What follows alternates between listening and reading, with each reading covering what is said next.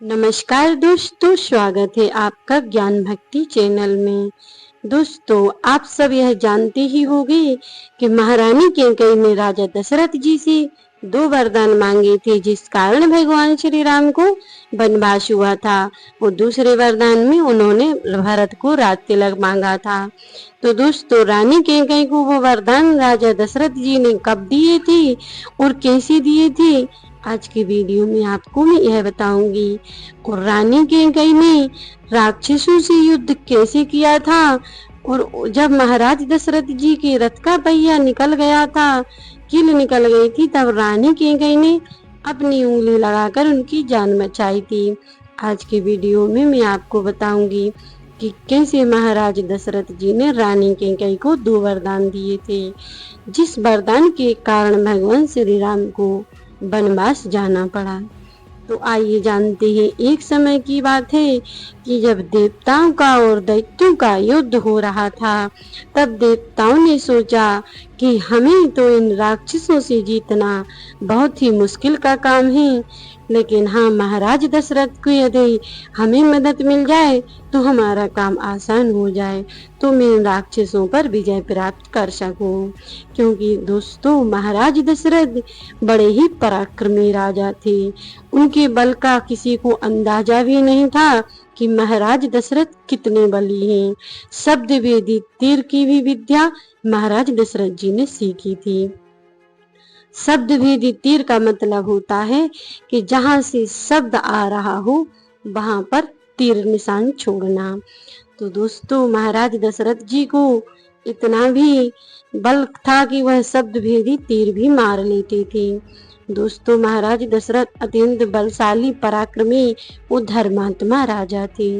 वह दूसरों की मदद करने में, धर्म परायण रखने में विश्वास रखते थे। महाराज दशरथ बड़े ही शक्तिशाली, बड़े ही पराक्रमी, बड़े ही धर्मात्मा राजा थे।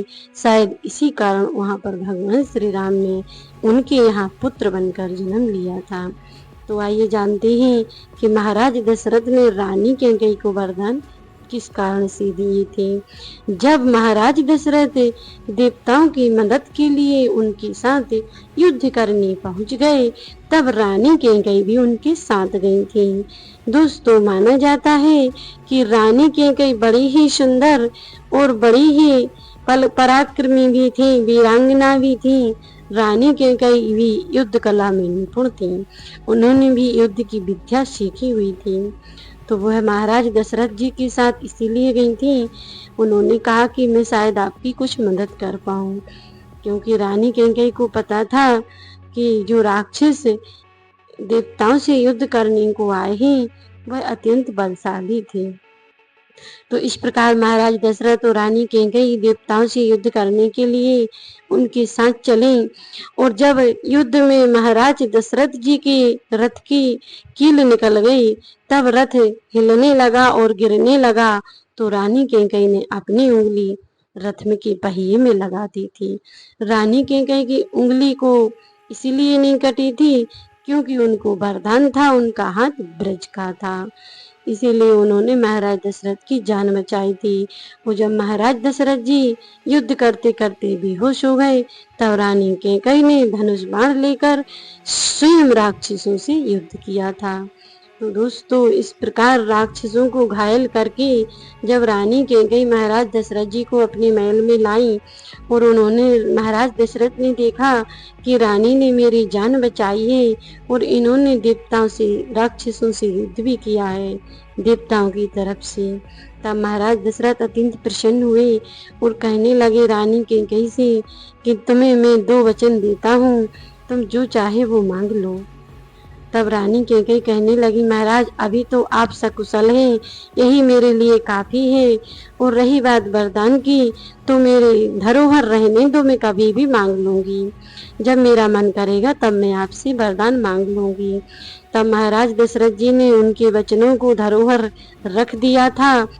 फिर कुछ काल बाद जब भगवान श्री राम महाराज दशरथ जी के यहाँ पुत्र बनकर आए और वह बड़े हुए और उनका विवाह संपन्न हो गया, और फिर जब महाराज दशरथ जी राम को राज्य तिलक की तैयारी करने लगे, तब उन्होंने, महारानी कैकेयी ने जब यह सुना कि राम राजा बन रहे हैं और मेरे पुत्र भरत को राज्य नहीं मिलेगा। इस कारण उन्होंने मंत्रा के कहने पर 2 वचन जो धरोहर रखी थी, उन्होंने उन वचनों को मांग लिया था, जिसमें एक वचन में महारानी कैकेयी ने राम को वनवास मांगा था और दूसरे वचन में भरत को राज तिलक मांगा था।